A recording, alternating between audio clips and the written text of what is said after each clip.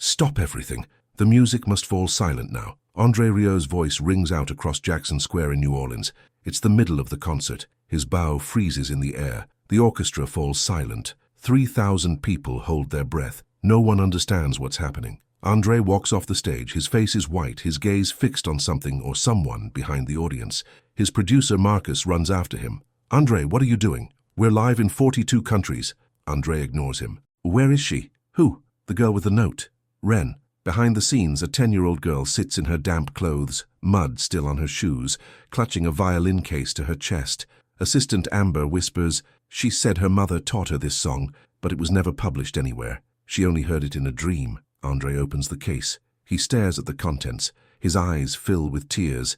"This is impossible." He slowly turns to his son Jackson. "Get my old score. The unpublished one. Lost time. I thought no one would ever find that piece. That was from before you were born." "But father, that piece, you buried it after she left." André nods slowly. His voice breaks.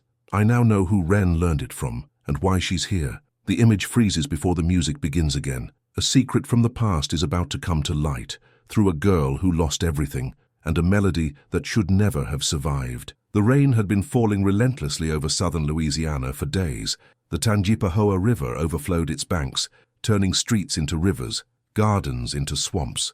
In the small town of Hammond, 20 minutes from New Orleans, the water silently invaded homes at 4 in the morning. Ren woke to the sound of her father screaming, "Quick to the attic! Take only what's important!" Without thinking, she grabbed her mother's violin case. It still stood on the same chair in the corner, dust covering it but untouched. No one had touched the violin since her mother's funeral 8 months ago. Garrett, her father, tried to keep the water out with wooden planks. In vain. Within 10 minutes, the house was filled up to their waists. Photo albums, furniture, clothes, everything floated. Only what was in the attic remained dry. When the water receded, nothing remained but mud. They received blankets and tea from the emergency services. Ren sat on the curb with the case on her lap. She didn't speak. The next morning, at a shelter in Ponchatoula, she gave a folded piece of paper to a volunteer. "Can you give this to him?" "To Mr. Rieu?" "To whom, sweetheart? He always plays in the square. Mom said his music brings back things that were lost." At that moment, André Rieu was in his dressing room at Jackson Square, busy with the final rehearsal for his summer concert. Nothing seemed special about that day, until Amber, the young assistant, burst in with a note, and a melody that shouldn't have existed. André Rieu's dressing room smelled of coffee and old wood. It was an hour before the concert. Tension hung in the air as always before a big night. Jackson paced back and forth with his phone. Marcus stood by the door looking nervously outside, and André sat in front of the mirror, straightening his tie. Amber knocked softly. She held a folded piece of paper in her hand. "Mr. Rieu." This was left at reception. A girl said it was urgent.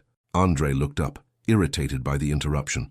"Amber, we're going live in an hour. This can wait." She said it was about her mother, and about a song that you know. That caught his attention. He took the note. His eyes glided over the words, written in childish handwriting, some letters smudged by water or tears. "Dear Mr. Rieu, my mum is gone, and my house too. But I heard her last night. She said you know her song. You must play it. She said it's called Lost Time." André felt his heart skip a beat. His hands began to tremble. The paper almost fell from his fingers. "Where is she, the girl?" "Behind the stage, sir. She has a violin case with her. She wouldn't leave until you'd seen her." Marcus stepped forward. "André, we don't have time for this sort of thing. The concert starts in... Bring her to me. Now." Jackson looked up in surprise. He knew that tone. His father only used it when something was very important. "Father, what's going on?" André didn't answer. He stared at the paper as if it were a bomb that might explode at any moment. Lost Time wasn't a title anyone should know. It was a composition he had buried, literally, in a box, in his cellar, along with letters, photos, and memories he never wanted to see again. Amber returned with Ren. The girl looked vulnerable. Her clothes were clean but too big, clearly borrowed.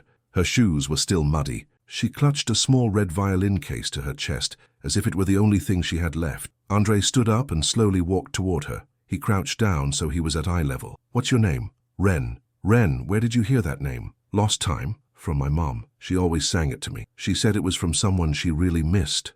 André felt a lump in his throat. "What was your mom's name?" "Ellie." The world seemed to stop. André heard nothing more. No sounds from outside, no voices around him.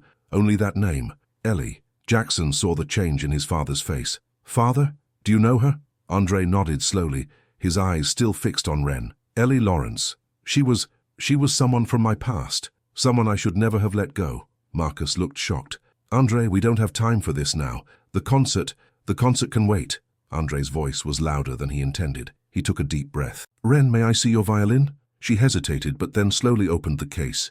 Inside lay an old violin, damaged by water but still intact. On the inside of the lid was engraved in elegant letters, "For Ellie, the music of my heart." André's breath caught. He had written those words himself, 30 years ago, for a woman he had loved but lost because he had been too afraid to choose.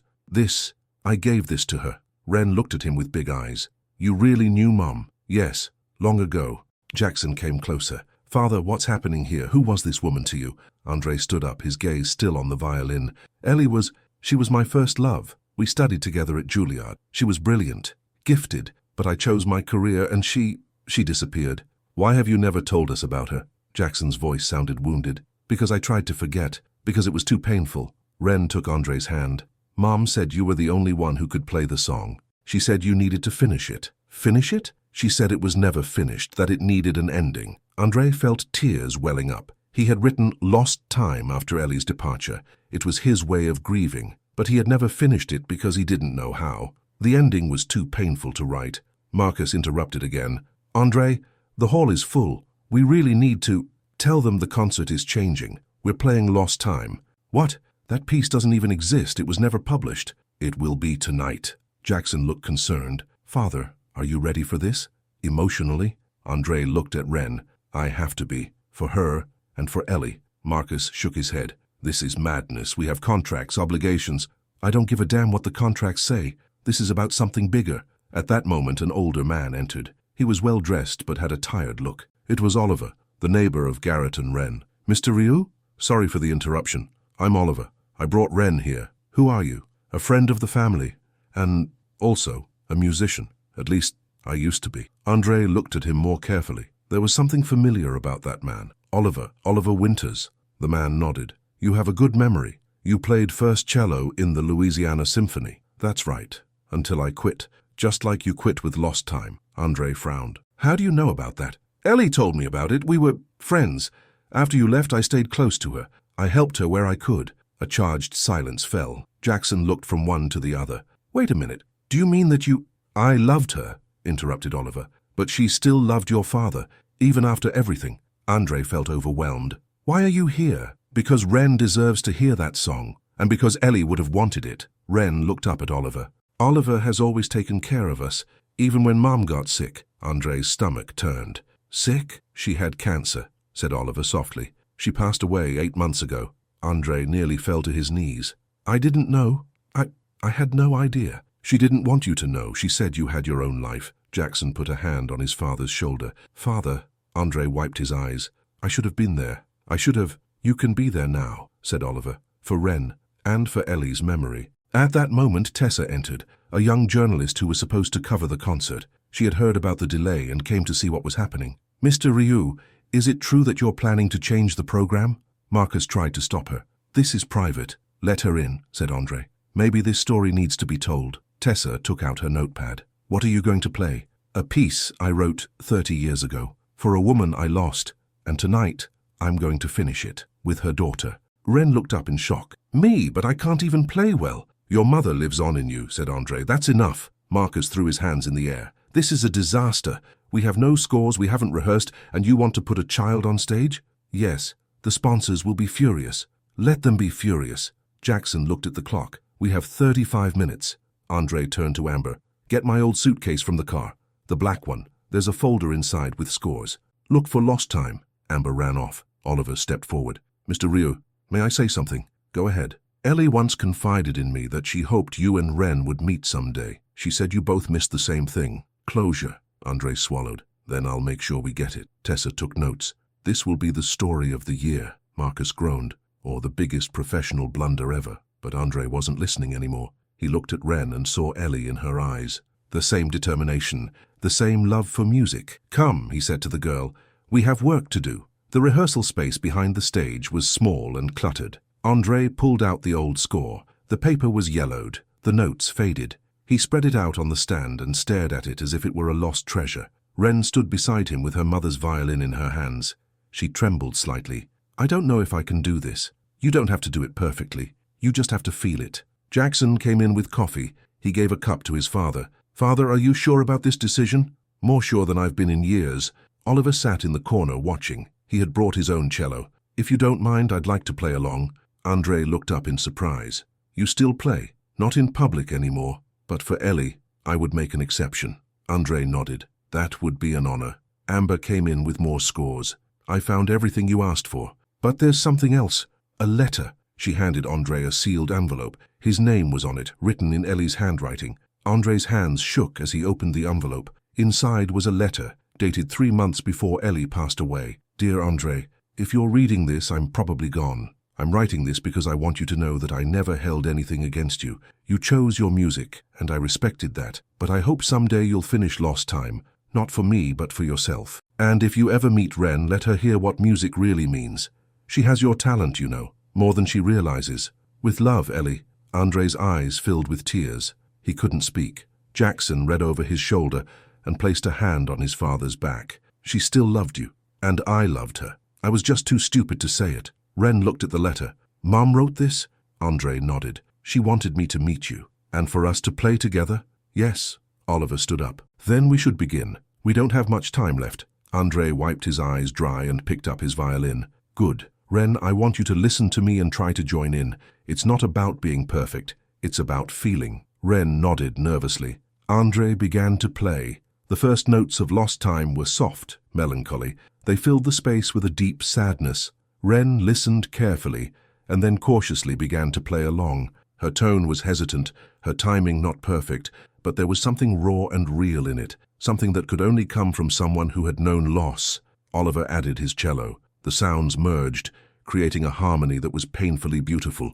Jackson filmed everything on his phone. He knew this was a moment that needed to be preserved. After a few minutes, André stopped. That was good, very good. Ren looked up, her eyes shining. Really, really, you have your mother's talent. At that moment, Tessa came in again. Mr. Rieu, may I ask a few more questions? Marcus followed her. Tessa, this is not the time. It's okay, said André. What do you want to know? Why now? Why this piece after 30 years?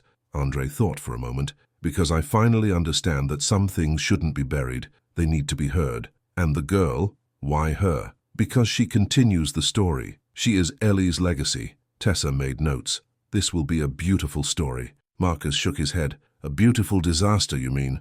Jackson looked irritated. Marcus, you're only making this harder. I'm trying to bring realism. We have sponsors, contracts. I've had enough of contracts, André exclaimed. This isn't about money or fame. This is about something I should have done 30 years ago. Marcus sighed. And if it fails, then it fails. But at least I tried. At that moment, an unknown man entered. He wore a suit and carried a briefcase. His face was stern. Mr. Rieu, I'm Gregory Marshall, attorney. André looked up in surprise. Attorney? For what?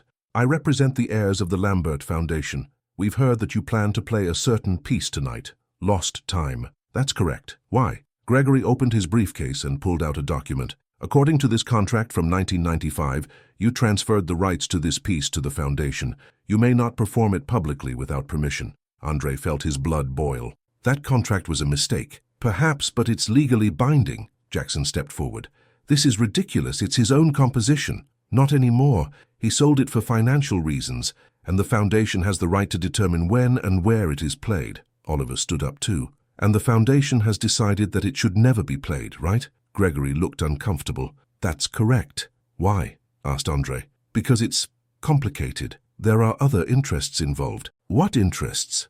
Gregory hesitated. Mr. Rieu, you know that Ellie Lawrence once tried to register this piece as her own work. André felt as if he'd been punched in the stomach. What? She attempted to publish it under her name. The foundation discovered this and threatened a lawsuit. Ellie withdrew, but from that moment on the piece was blocked. Ren looked shocked. Why would Mom do something like that? Oliver put a hand on her shoulder. She didn't do it out of greed, Ren. She did it because she hoped André would notice, that he would come back. André felt sick. I had no idea. Of course not, said Gregory. The foundation kept it quiet, but now that you want to play it again, they're concerned that old wounds will be reopened. Jackson looked furious. So you come here to tell my father that he can't play his own music? I come here to warn him that if he does, The foundation will take legal action. André looked at Ren. She looked frightened, as if everything she had hoped for was falling apart. "Mr. Marshall," said André calmly, "you can tell the foundation that I will play Lost Time tonight, with or without their permission. Then you will have to bear the consequences." "I'll gladly accept them," Gregory nodded curtly. "As you wish, but know that this won't just go away." He left. Marcus looked defeated. "André, this is worse than I thought. If the foundation starts a lawsuit—" "Let them," said André. "I'm tired of this. All these years I've given in to fear and contracts, no more." Tessa wrote quickly. "This is getting bigger and bigger." Ren walked up to André. "Mr. Rieu, maybe we shouldn't do it. I don't want you to get in trouble." André knelt down and took her hands. "Ren, sometimes you have to fight for what's important, and this is important." Jackson looked at the clock. "We have 10 minutes. What are we going to do?" André stood up. "We're going to play, exactly as planned." Oliver picked up his cello. "I stand behind you." Amber nodded. "Me too." Marcus sighed deeply. "All right then, but if this goes wrong, it's not my fault." André smiled faintly. "I accept that." They walked to the stage. The audience was impatient. There was murmuring and clapping. André stepped onto the stage. The lights came on. Thousands of eyes looked at him. "Ladies and gentlemen," he began, "tonight I'm going to do something I should have done 30 years ago. I'm going to play a piece that I wrote for a woman I loved and lost, and I'm going to play it with her daughter." A murmur went through the hall. Ren walked onto the stage, her violin in her hands. She looked small and vulnerable under the bright lights. André looked at her and nodded encouragingly. "Ready?" She nodded, even though she was trembling all over. The first note sounded, soft, fragile, full of emotion, and then the music really began. The first notes of Lost Time filled the hall. It was as if time stood still. No one moved, no one spoke. The music was a living entity that floated through the space, filling every corner with a pain that was simultaneously beautiful and heartbreaking. Ren played along, her fingers following André's lead. She made mistakes. Her timing wasn't perfect, but it didn't matter. What she played came from a place deeper than technique. It came from loss, from love, from a longing to hear her mother again. In the hall, people began to cry. Women wiped their eyes. Men stared at the stage as if they were seeing something sacred. Oliver played his cello with closed eyes. He thought of Ellie, of the years he had loved her without her knowing it. He played for her, for the woman he never could have but never forgot. André felt each note flow through his body. This wasn't just music.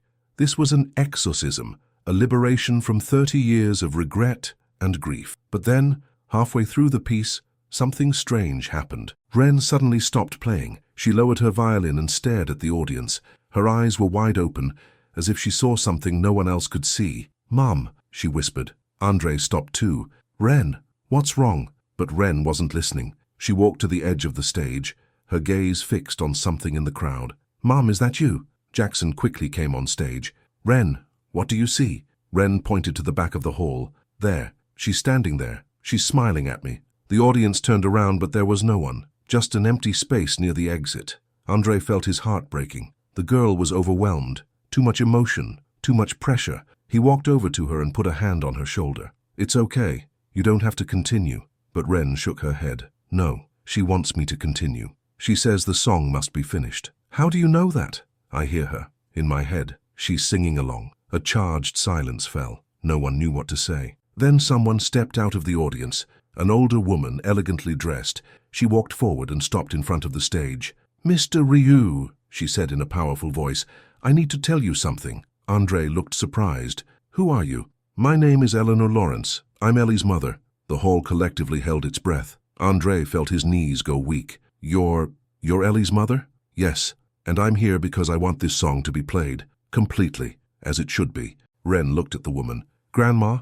Eleanor nodded. "Yes, sweetheart, I'm here. But you never visited me. After Mom left." Eleanor's eyes filled with tears. "I know, and I'm ashamed of that. But I'm here now, and I want you to know that your mother would be so proud of you." Ren began to cry. Eleanor climbed onto the stage and embraced her granddaughter. André stood there astonished. "Why did you never come? Why did Ellie never tell me she had a daughter?" Eleanor looked at him with a mixture of sadness and anger. "Because you left, Mr. Rieu. You chose your career and left her behind. She was pregnant when you left, but she didn't want to burden you with that responsibility." André felt as if the ground was disappearing beneath him. "Pregnant? You mean—" Eleanor nodded. "Yes, Ren is your daughter. The hall exploded in murmurs. Cameras flashed. Tessa wrote feverishly. André stared at Ren, who looked back at him with Ellie's eyes. Suddenly all the puzzle pieces fell into place. The resemblance, the talent, the connection he had felt from the moment he saw her. Jackson stood frozen. "Father, is this true?" André couldn't speak. He just looked at Ren. Eleanor continued. "Ellie never wanted to tell you. She said you had your own life. But when she got sick, she changed her mind. She wrote that letter hoping that you would find her someday. That you would find Ren. Why didn't you tell me this earlier?" asked André, his voice hoarse. "Because I was angry. At you, at the world, at life. But when I heard that Ren had gone to you, I realized I owed it to her. And to Ellie, too." Ren looked from André to Eleanor. Are you my father?"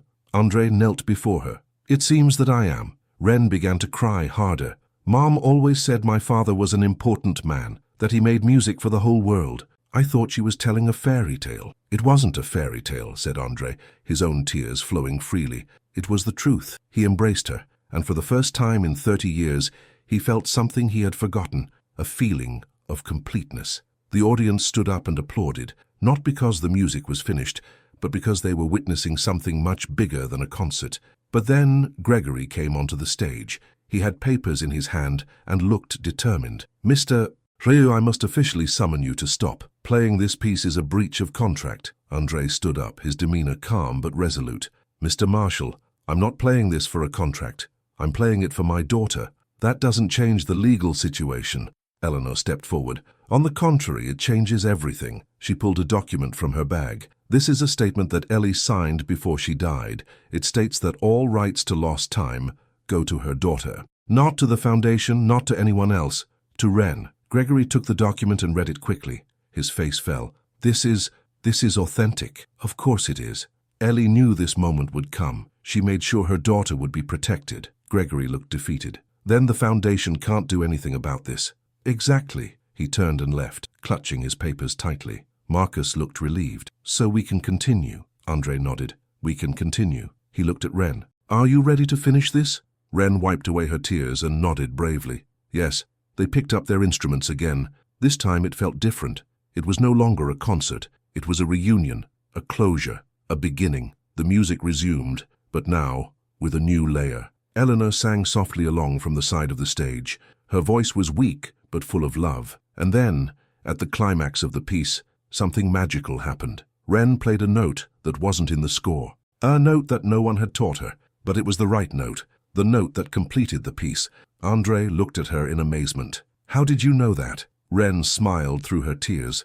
"Mom taught it to me, in my dream." And so, before thousands of people and millions of viewers worldwide, Lost Time was finally completed. Not as André had intended it, but as it was always meant to be. The music died away in a final, carefully held note. The hall remained silent. No one dared to move, as if they were afraid the moment would break. Then the applause exploded. It was overwhelming, deafening. People stood up, crying, laughing, touched to the depths of their souls. André put down his violin and embraced Ren again. "You were perfect." "Really?" "More than perfect. You were yourself." Jackson came on stage and embraced them both. "Father, I can't believe this really happened." "Neither can I." Eleanor joined them, her face wet with tears. "Ellie would have been so proud." André looked at her. "I'm sorry for everything. I should have been there. You didn't know. And now you are here. That's what matters." Oliver also came forward. He put his hand on André's shoulder. "You've made it right, friend." "Thank you, Oliver, for everything you did for Ellie and Ren. It was the least I could do." The audience continued to applaud. Tessa stood on the sidelines, her notepad filled with writing. She knew this was the story of her life. Marcus also came to the stage. For the first time that evening, he smiled. "André, I have to admit, this was incredible. So you're not angry anymore?" "How can I be angry after what we just experienced?" Amber brought water for everyone. "Mr. Rieu, the phones are ringing off the hook. Everyone wants to talk to you." "Let them wait. This moment is for Ren." He sat down beside his daughter. "Tell me about your life, about Ellie." "I want to know everything." Ren told him about her youth in Hammond, about how Ellie had raised her with music and love, about the last months, when Ellie got sick, about how they looked at the stars together, and Ellie promised she would always be with her. She said that if I was ever lost, I should listen to the music, that the music would bring me home. And it did. Yes, it brought me to you. André felt a warmth in his chest that he hadn't felt in years. Ren, I know I wasn't there when you were growing up, and I can't change that, but I want to be there for you now if you want that. Ren looked at him with big eyes. You want to be my father? If you give me that chance. She thought for a moment, and then nodded. I think Mom would want that. I think so too. Eleanor came to sit with them. Ren, sweetheart, I want to be with you too. I've wasted too much time being angry. I want to get to know my granddaughter. That would be nice, Grandma. Jackson looked at his father. So I have a sister? André chuckled. It looks that way. That's amazing. Garrett, Ren's foster father, also came onto the stage. He had watched the entire concert from the sidelines. Ren, are you okay? Yes, Papa Garrett, I'm fine. He looked at André. So you're her real father? Biologically, yes, but you raised her. You're as much her father as I am. Garrett shook André's hand. Thank you for what you did tonight, and for what you'll do for her. I'll do my best. Tessa approached. Mr. Rieu, may I ask a few more questions? Of course. What are you going to do now? André looked at Ren. I'm going to make sure she has everything she needs. A new house, a new start, and if she wants, she can study music. I'll help her. And lost time? Will you play it again? Only if Ren wants to. This was her moment, not mine. Ren smiled. Maybe we can play it together. Sometimes. I would like that very much. The audience slowly began to leave, but many stayed behind to take photos and congratulate them. It was clear that this evening had made history. Hugo came up to André. We've had hundreds of interview requests. Everyone wants to hear this story. Then they'll have to be patient. Ren comes first. Hugo nodded. I understand. Jackson arranged transportation for everyone. Father, where are we going? Home. My home. Ren and Eleanor are welcome to stay as long as they want. Eleanor smiled. Thank you, that means a lot. As they left the theatre, Ren looked back one more time at the stage. Thank you, Mum, she whispered. You were right. The music brought me home. And somewhere in a place no one could see, Ellie smiled. The next morning, André woke up with a feeling he hadn't had in years. Peace. The sunlight streamed through the curtains of his bedroom in New Orleans, and for the first time in decades, he felt no pressure on his chest, no unspoken regret gnawing at him. He went downstairs and found Ren in the living room, sitting on the couch, staring at her mother's violin that lay on the coffee table. Good morning. She looked up, her eyes still a bit red from crying the previous evening. Good morning. Can I call you Dad? André felt his throat tighten. That simple question, so innocently asked by a child who had lost so much, touched him more deeply than any review or standing ovation ever had. I would like nothing better. Eleanor also came downstairs, dressed in a simple morning robe. She looked tired but peaceful. I made coffee. I hope you don't mind that I used the kitchen. Of course not, said André. This is your home now too, for as long as you want to stay. They sat together at the large dining table. It was strange and familiar at the same time, as if they were a family that should always have been together but had been kept apart by circumstances. The silence wasn't uncomfortable, but contemplative. Each of them was still processing what had happened the night before. Ren stirred her hot chocolate. Dad, what happens now? What do you mean, sweetheart? With me? With us? I don't have a house anymore. Papa Garrett is living in temporary housing now, and I don't really even know you. André put his hand over hers. We get to know each other, and as for a house, we'll find a solution together. Eleanor nodded in agreement. I spoke with Garrett yesterday. He wants what's best for you, Ren. We all do. Jackson arrived shortly after, his arms full of stacks of newspapers and his laptop under his arm. You have to see this. You're on every front page. He spread the newspapers out over the table. The Times-Picayune, The Advocate, the New York Times, even international papers like The Guardian, all with photos from the previous evening. André Rieu reunites with lost daughter during historic concert. The music that brought a family together. Lost time finally found after 30 years. Girl who lost everything in flood finds father on stage. Tessa had written an extensive article for The Advocate, full of emotion and detail. She had captured every moment, from Ren's first hesitant note to the final embrace on stage. The article ended with a quote from an anonymous spectator. I came for a concert. I left with renewed hope in humanity. This is everywhere, said Jackson, opening his laptop. YouTube, Twitter, Instagram. The clip has already been viewed more than 5 million times, and it keeps growing. André looked at Ren, concerned about how she would handle this. How do you feel about that? She shrugged, but there was a small smile playing on her lips. It's a little scary, but also special. Mom would have thought it was beautiful. She loved music that touched people. She certainly did, said Eleanor softly. Ellie always believed that music was the universal language, that it could cross boundaries where words failed. Jackson's phone began to ring, and kept ringing. Requests for interviews poured in. CNN, BBC, ABC, even Oprah's team had called. Everyone wanted to hear Ren's story, wanted to know how it felt to find your father through music. But André was protective. He took Jackson's phone and turned it off. No, not now. She needs time to process this. But father, some of these offers are... I don't care about the offers, Jackson. Ren is not a publicity stunt. She's my daughter. Jackson nodded understandingly. You're right. I'm sorry. Later that morning, Garrett came by. He looked exhausted but relieved. He embraced Ren tightly. How are you doing, little one? Good, Papa Garrett, really. He looked at André, his expression a mixture of gratitude and uncertainty. Mr. Rieu, can we talk? In private?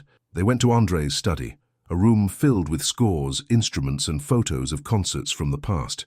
Garrett looked around, clearly impressed, but also intimidated. I want what's best for Ren, began Garrett.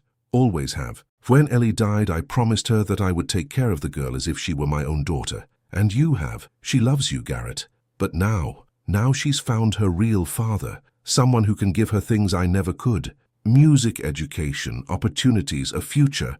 André interrupted him. Garrett, listen to me. You are her father just as much as I am, maybe more so. You were there when she needed you. I don't want you to disappear from her life. Really? Really, she needs us both. You give her stability, a home, a sense of normalcy. I can give her music, but you give her something much more important, unconditional love, without expectations. Garrett's eyes filled with tears. Thank you. I was afraid I would lose her. That won't happen. We'll do this together. They agreed that Ren would shuttle between both homes. She would spend time with André in New Orleans, where she would learn about music, composition, and life as a performer. But she would also regularly be with Garrett in Hammond, once his new house was ready, where she could bike, play, and just be a child. Eleanor also decided to stay in New Orleans. I've wasted too much time being angry at the world, she told André. Angry at you, at fate, at everything. But Ellie wouldn't have wanted me to spend the rest of my life in bitterness. I want to spend my remaining years close to my granddaughter. André helped her find a small but charming apartment in the French Quarter of New Orleans, within walking distance of his house. You're always welcome at our place, for breakfast, for dinner, any time. Thank you for your understanding and for your forgiveness. There's nothing to forgive, Eleanor. We've all made choices. Now we have to look forward. That afternoon, Oliver also came by. He carried his cello in a worn case. I wanted to say goodbye. I'm going back to my old life. Why? Asked André. You played so beautifully last night. The orchestra, the audience, everyone was moved. Oliver put down his case and sat down. It was for Ellie. Everything I've done these past years was for her. But now it's time to move on, to stop living in the past. Oliver, you don't have to disappear. You're part of this story, part of this family. The old cellist looked up in surprise. Family? Yes, you took care of Ellie when I wasn't there. You helped Ren. You're just as important in this story as I am. Oliver thought for a moment, his fingers absently stroking the case of his cello. I've lived in solitude for 30 years. I don't know if I remember how to be part of something. Then we'll teach you again. André, I'm an old man. My best years are behind me. Nonsense. Last night you proved that music knows no age. Join us. We can make music together. A small ensemble perhaps. For small performances, intimate concerts. For Ellie. Oliver's eyes began to shine. For Ellie? For Ellie. And for all the Ellies in the world who have been forgotten. We can bring music to nursing homes, to hospices, to places where people need it most. A slow smile appeared on Oliver's face. She would have liked that. Then let's do it. The weeks that followed were a whirlwind of activity. André cancelled his planned tour to spend time with Ren. They had daily music lessons, not formal or strict, but playful and exploratory. He taught her about composition, about finding her own voice in music. Music is not just notes on paper, he explained during a lesson. It's emotion, story, humanity. Each piece must say something, mean something. Ren listened attentively, her violin resting on her lap. Mom always said that with music you could say what words couldn't. She was right, and you've inherited that talent. The way you play, it doesn't come from technique, it comes from here. He placed his hand on his heart. They practiced together, played duets, experimented with new arrangements. Jackson often filmed their sessions, not for publication, but for memories. These were precious moments, a father and daughter getting to know each other through the universal language that had reunited them. Eleanor visited every day. She cooked, told stories about Ellie's youth, shared photos that Ren had never seen. Slowly a bond began to grow between grandmother and granddaughter, a bond that had been neglected for too long. Your mother was just like you. Eleanor told her one evening, as they leafed through an old photo album. Stubborn, talented, full of passion. When she met André at Juilliard, it was as if two magnets had found each other. Then why did they break up? Asked Ren. Eleanor sighed. Because life is complicated. André got opportunities, offers for tours, for recordings.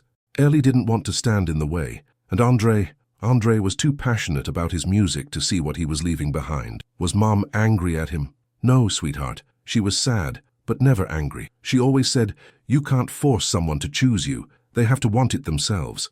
And then I was born? Yes. And you became her whole world. She gave you everything she had. Love, music, hope. Ren wiped away a tear. I miss her so much. Eleanor embraced her. Me too, sweetheart.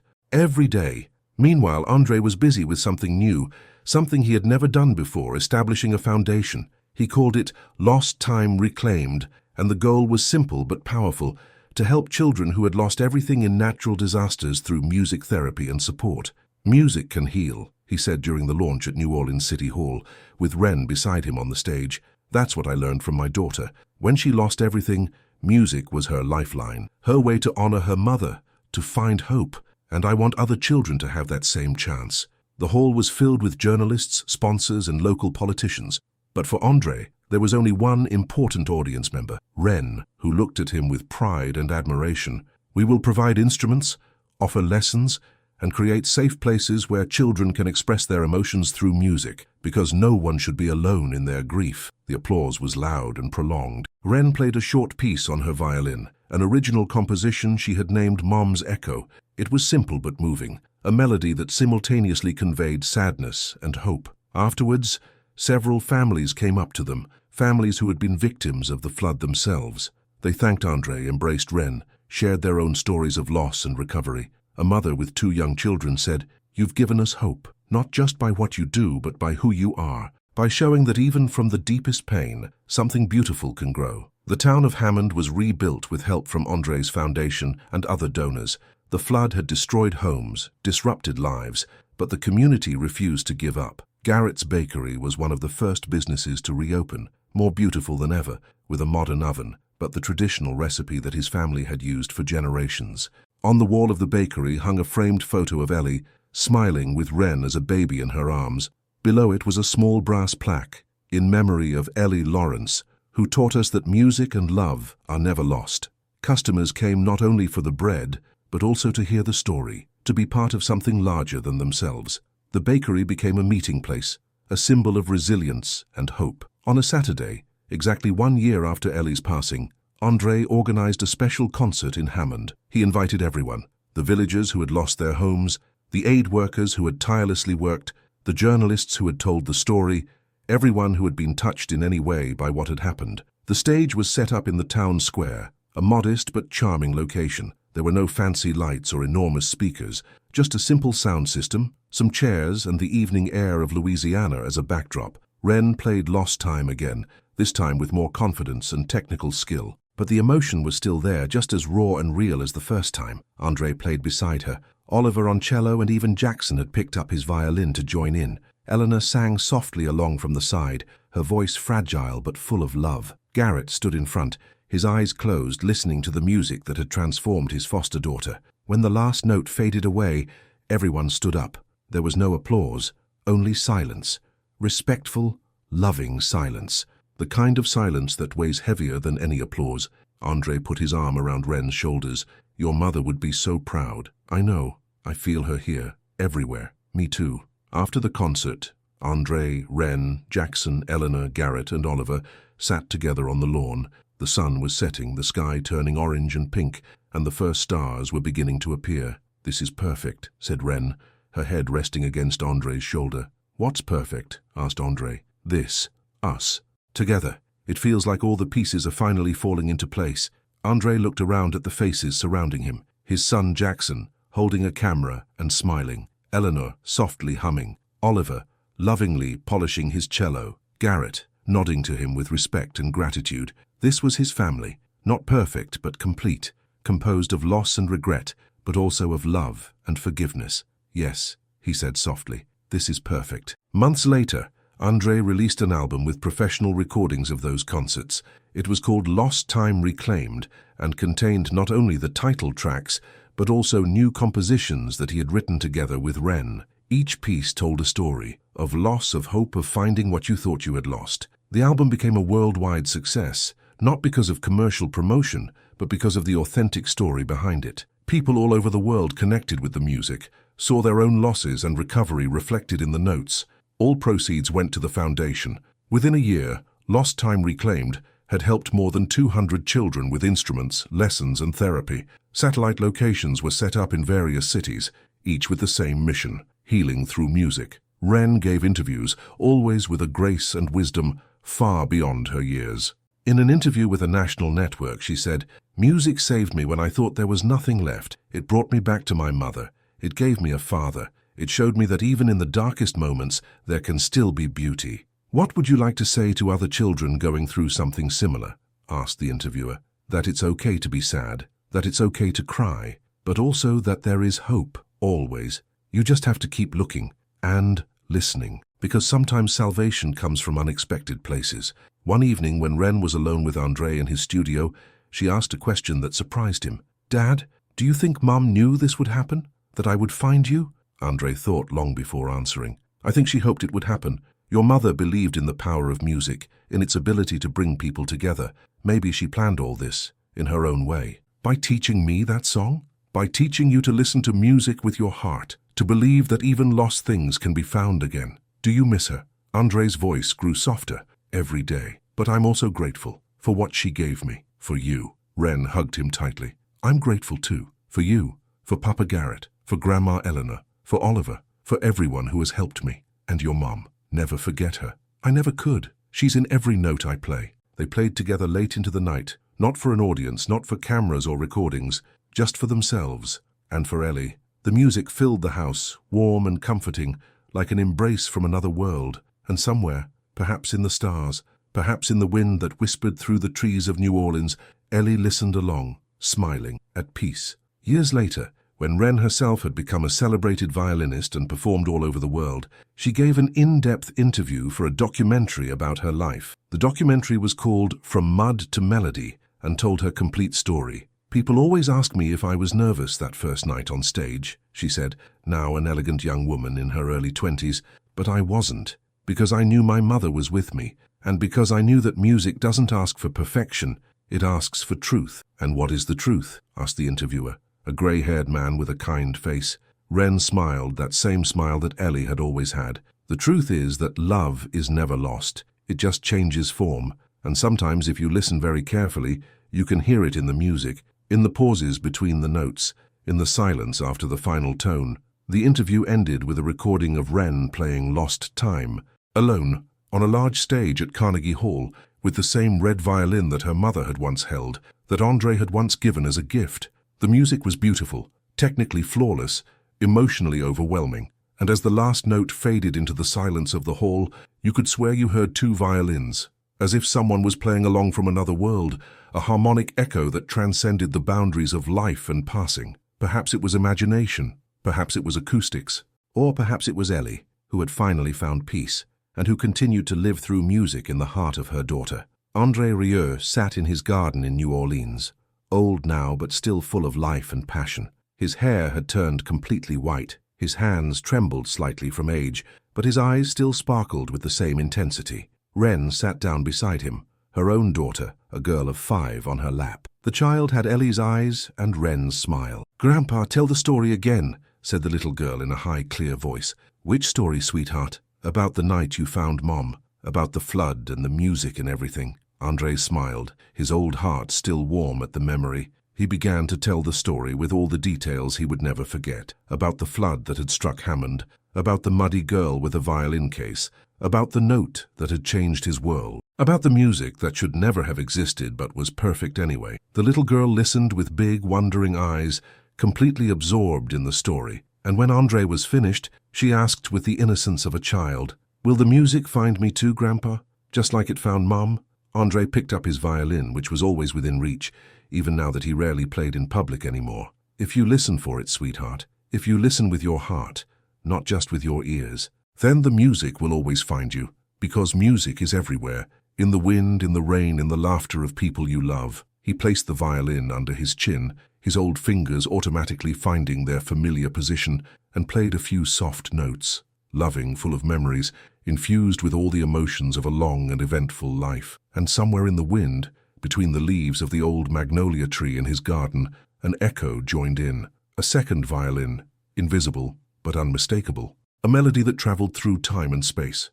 Wren heard it too. She looked up at the sky, tears in her eyes but a smile on her face. "Do you hear that, Dad? Mom is playing along." André nodded, his own eyes moist. "Yes, sweetheart. She always plays along, wherever we are." The little one on Wren's lap looked around in wonder. "I hear it too. It's beautiful. That's your great-grandmother," whispered Wren to her daughter, "who you never met, but who is always with us." They sat like that, 3 generations listening to music that was both real and unexplainable, and in that moment, André finally understood the full meaning of lost time. It wasn't about time that had been lost. It was about time that had been reclaimed. Every second with Wren, every conversation, every note they played together was a gift, a second chance, a proof that it's never too late to restore what was broken. Lost time had been found, and would never be lost again. Because music, real music, never dies. It lives on in the hearts of those who have heard it, in the fingers of those who have played it, in the soul of those who have felt it. And as long as there was someone to listen, Ellie's music would continue to play forever.